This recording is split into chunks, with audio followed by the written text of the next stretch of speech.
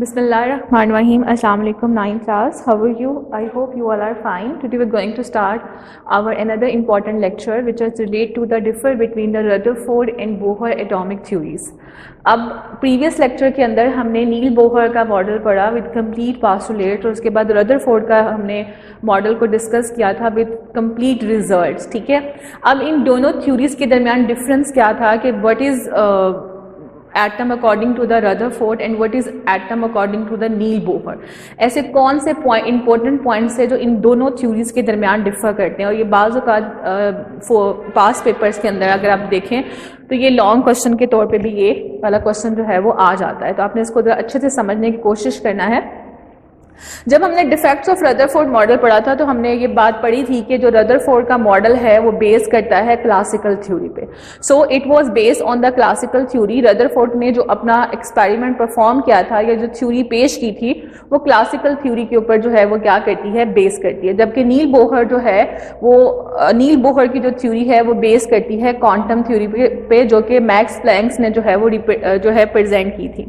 Electrons revolving around the nucleus. ठीक है, कि जो इलेक्ट्रॉन्स हैं वो रिवॉल्व करते हैं अराउंड द न्यूक्लियस. इसने सिंपल बात बोली थी कि जो इलेक्ट्रॉन्स होंगे that are negative in nature वो रेवोल्यूशन करेंगे या फिर रिवॉल्व करेंगे अराउंड द न्यूक्लियस. लेकिन उसने नील बोहर ने हमें ये बताया कि जो इलेक्ट्रॉन्स हैं वो रिवॉल्व करेंगे अराउंड द न्यूक्लियस बट उनके अपने ऑर्बिट्स के अंदर. ठीक है, okay, orbit of the fix energy के जो एनर्जी जो होगी वो क्या होगी, ऑर्बिट्स की फिक्स्ड होगी. जैसे K है, L है, M है और N है. That are the energy levels and we can also say that they are the orbits.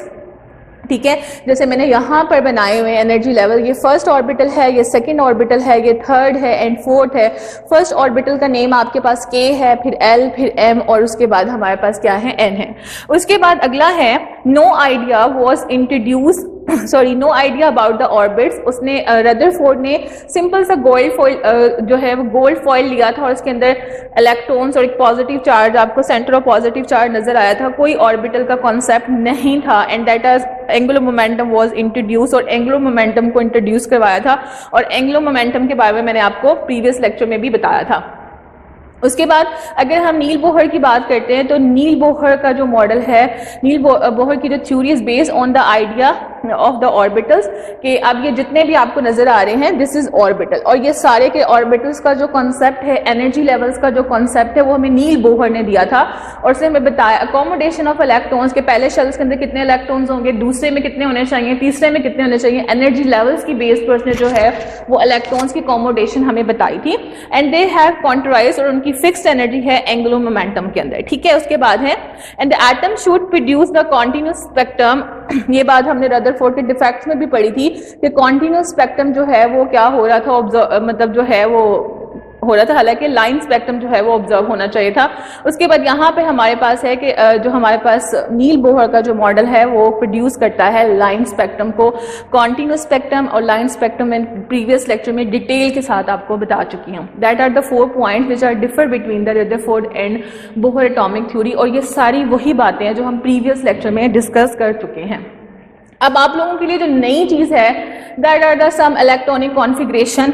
अच्छा, इलेक्ट्रॉनिक कॉन्फ़िगरेशन हमारे पास क्या होती है बच्चों की, जिसके अंदर हम डिस्ट्रीब्यूशंस करते हैं इलेक्ट्रॉन्स की around the nucleus in various shells and सब shells according to increasing energy levels. ठीक है, हम डिस्ट्रीब्यूट करेंगे इलेक्ट्रॉन्स को.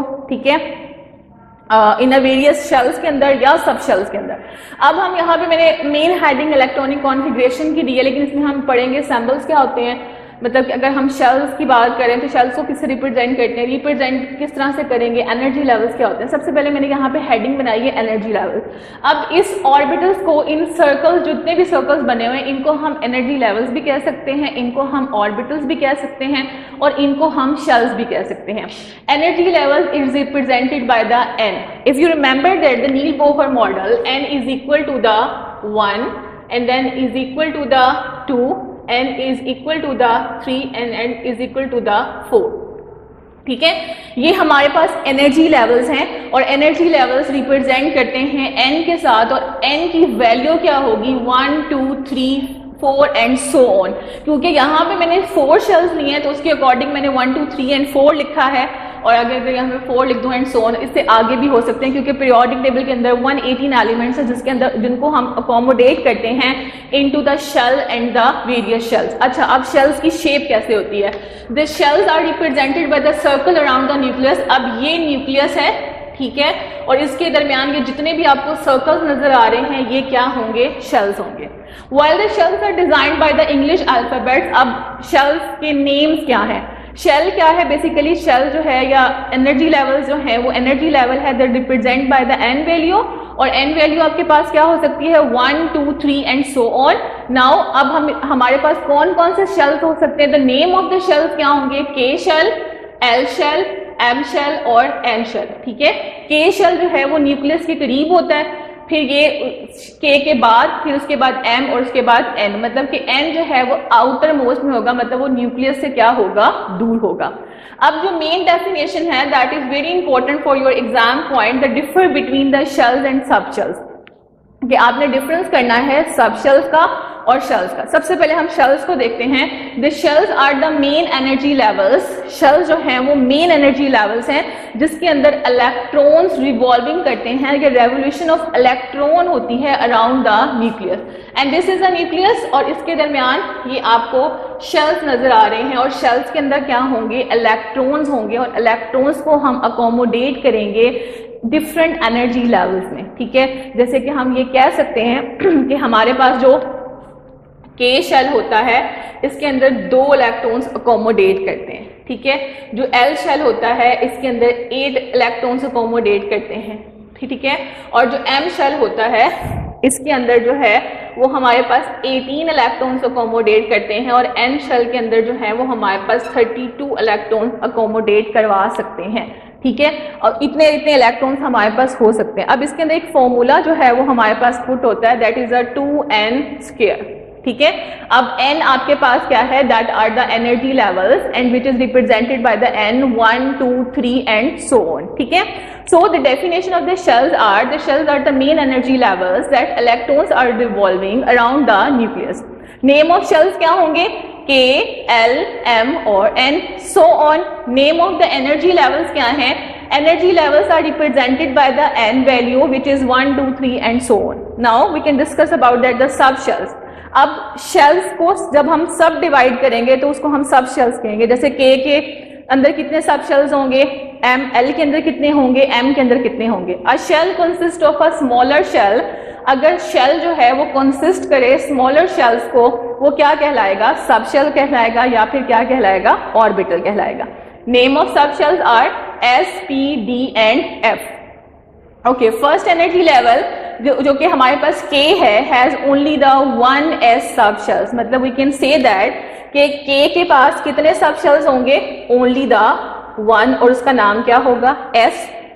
L के पास कितने सब शेल्स होंगे? 2। कौन कौन से? S और P दोनों होंगे, ठीक है। M के पास कितने होंगे? S भी होगा, P भी होगा और साथ में D भी होगा। और N के अंदर कितने इलेक्ट्रॉन्स होंगे? सॉरी, N शेल के पास कितने सब शेल्स होंगे? S भी होगा, P भी होगा, D भी होगा और F भी होगा, ठीक है। और यही बात मैंने यहाँ पे थ्योरी फॉर्म में लिखी हुई है कि K has only 1s subshell, L has 2s and P subshells, M has 3s, P and D subshells, and N are the 4s भी होगा, P भी होगा, D भी होगा और F भी होगा, ठीक है।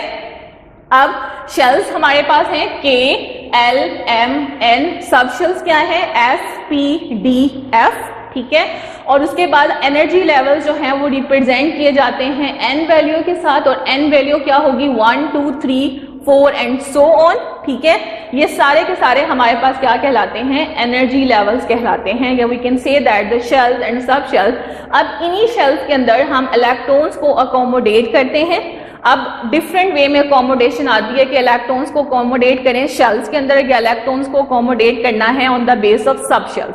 तो अगर शेल्स की बात आएगी तो K, L, M, N को फॉलो करेंगे, और अगर सब शेल्स की बात आएगी तो S, P, D, F को करेंगे। और ये बात आपको याद होनी चाहिए कि K के अंदर कितने सब शेल्स होते हैं, L के अंदर कितने सब शेल्स होंगे। अब K के अंदर 1 सब शेल होता है, ठीक है, और उसका नेम क्या होगा? S। L के पास 2 सब शेल्स होते हैं, S एंड P।